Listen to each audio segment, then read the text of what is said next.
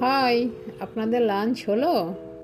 তাহলে আমার ভিডিওটা চটপট দেখে ফেলুন, তারপর ডিনার কিংবা ব্রেকফাস্টে বানিয়ে ফেলুন।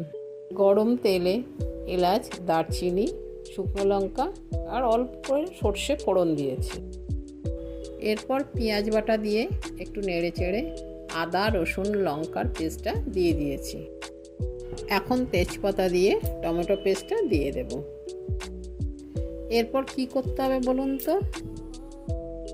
হাতের ব্যায়াম করার জন্য কড়ার মধ্যে খুন্তিটা দিয়ে এদিক ওদিক করতে হবে।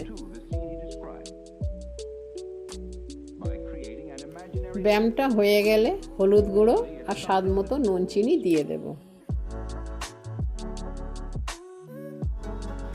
তারপর দুটো ডিম ফাটিয়ে এর মধ্যে মিশিয়ে নেব।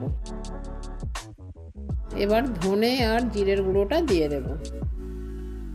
আমরা তো এগ তরকা খেয়েই থাকি, তো এইভাবেই মটরশুঁটি দিয়ে তরকার স্টাইলে খেয়েই দেখুন কেমন লাগে। খেয়ে কেমন লাগলো জানাতে ভুলবেন না কিন্তু। অল্প ভাপিয়ে রাখা কড়াইশুঁটিগুলো দিয়ে দেব।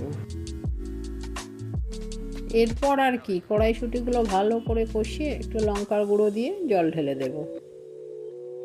হয়ে গেলে শেষে গরম মশলা, ধনেপাতা দিয়ে নামিয়ে নেব। এই তরকারিটা একদম মাখা মাখা হবে। এটা গরম গরম রুটি বা পরোটার সাথে ভালোই লাগবে। ভিডিওটা ভালো লেগে থাকলে লাইক, শেয়ার, ফলো করে দেবেন। Thank you.